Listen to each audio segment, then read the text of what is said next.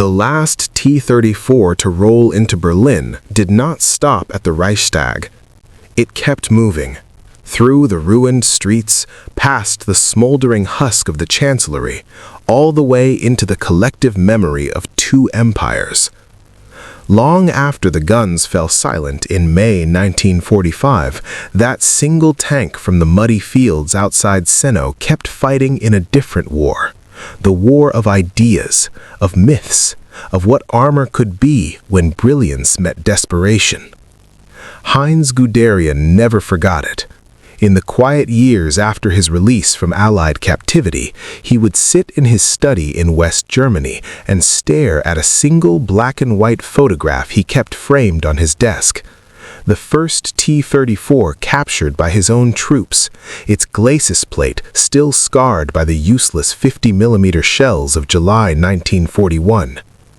When interviewers asked him about the greatest mistake of Barbarossa, he never spoke of strategy or logistics. He spoke of that morning. "We thought we were gods of steel," he said once, voice low. "Then one tank reminded us we were only men." The T-34 did not merely survive the war, it became the symbol of an entire era. More than 57,000 were built, the highest production run of any tank in history. Its simple, rugged design was copied, licensed, and improved by half a dozen nations. Chinese Type 59s, Czech T-55-58s, even the first Israeli tanks owed their bloodline to the sloping steel that had stunned Guderian's panzers. For decades after 1945, the low, unmistakable silhouette of the T-34 still appeared in newsreels from Korea to the Middle East, a ghost from 1941 that refused to die. Today, in the quiet halls of the Kubinka Tank Museum outside Moscow, the very first T-34 that German crews encountered still sits on display. Its armor carries the faint silvery scars where 37mm and 50mm rounds once bounced like hail. Schoolchildren file past it every day. Old veterans pause, touch the cold steel, and remember. And somewhere in a small town in southern Germany, an elderly man, once a young Panzer III gunner who survived that first shocking afternoon near Seno, keeps a faded photograph in his wallet. It shows the T-34 that destroyed his tank. On the back, in careful handwriting, are the words he wrote the night he finally made it home in 1945. "We laughed at their tractors, until the tractors laughed last." The disbelief that froze the Wehrmacht on that rainy July morning never truly lifted. It simply became part of the story. The moment when the greatest armored force the world had ever seen looked into the future, and the future looked back with sloped armor, a big gun, and no intention of stopping. The panzers had met their match, and history had found its turning point. A restored T-34-85 rumbled once more across the same fields outside Smolensk, where Guderian's panzers had first frozen in disbelief. This time, the engine note was smoother, the paint fresh and glossy, the crew young Russian reenactors wearing the padded jackets of 1941. They were filming a documentary. The director wanted the exact angle of the low-slung hull cresting the ridge, just as Oberleutnant Jung had seen it 81 years earlier. As the tank climbed the gentle slope, its wide tracks biting into the dry grass, the camera caught the sunlight flaring off the sloped glacis plate. For one perfect second, the machine looked exactly as it had on that rainy July morning. Unstoppable, almost arrogant in its simplicity. The director whispered into his headset, "Hold, that's the shot. That's the moment the war changed." The old German veterans who had been invited to watch from the ridgeline said nothing.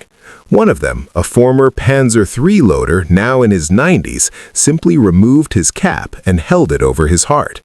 He had been there.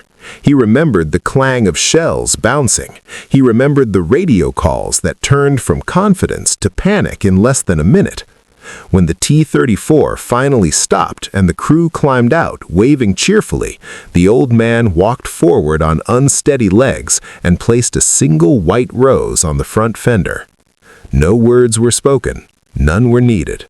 Because the T-34 had done more than win battles. It had rewritten the rules of armored warfare forever. It proved that genius does not always wear a tailored uniform or come from the finest technical universities. Sometimes it comes from a Soviet engineer named Mikhail Koshkin, who died before he ever saw his creation in combat, and from factory workers who built it with their bare hands while German bombs fell around them. Every modern main battle tank on Earth still carries a piece of that 1941 shock inside its DNA. The sloped armor, the wide tracks, the balance of firepower, protection, and mobility that the T-34 first delivered when the world least expected it. Guderian's own words, written long after the guns fell silent, remain the final verdict. We met a tank that day that forced us to redesign everything we believed about war, and in the end, we could never quite catch up. The disbelief that gripped the panzer commanders on that muddy Russian field in the summer of 1941 never truly left them. It simply became legend. White rose still rested on the fender of the restored T-34 as the reenactment crew cut the engines and the documentary cameras went dark. The old German veteran stood motionless for a long moment, cap in hand, eyes fixed on the scarred glacis plate. Then he did something no one expected. He reached out, pressed his palm flat against the cold steel, and spoke in a voice barely louder than the wind across the Russian steppe. "I was 21 years old that morning outside Seno," he said. "We had conquered France in 6 weeks. We believed nothing on earth could stop us. And then, one of these came over the ridge." He paused, thumb tracing a faint silvery gouge where a 50mm shell had once bounced harmlessly away. "For 4 years, we chased an answer that was never quite good enough. Panthers, Tigers.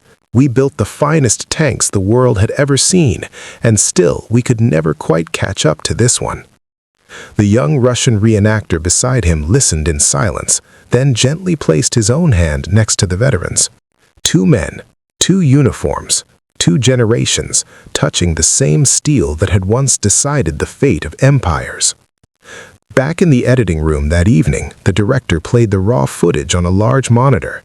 The shot of the T-34 cresting the ridge filled the screen, low, brutal, unstoppable.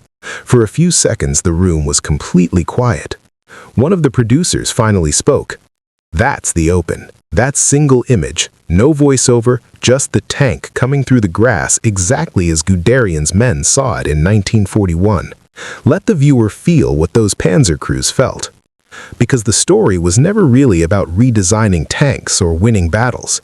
It was about the moment arrogance met reality, and reality had sloped armor. Heinz Guderian had understood it instantly on that rainy July morning. The rest of the Reich took 4 more years and millions of lives to learn the same lesson.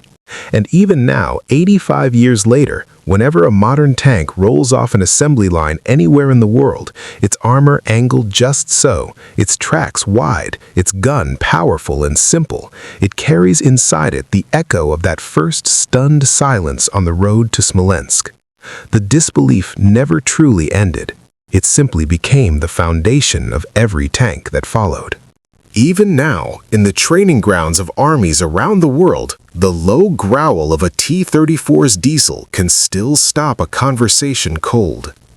A modern Leopard 2 crew in Germany, an Abrams platoon in the American desert, an Israeli Merkava commander on the Golan, all of them know the story. They have studied the grainy black and white footage from July 1941, the same footage Guderian's staff officers watched in stunned silence while the rain drummed on their half-tracks. The sloped armor, the wide tracks, the 76mm gun that refused to be silenced. Every contemporary main battle tank on the planet still carries that DNA. Angled plates to defeat kinetic energy, balanced firepower and mobility, the brutal simplicity that lets a machine keep fighting when everything else has broken down.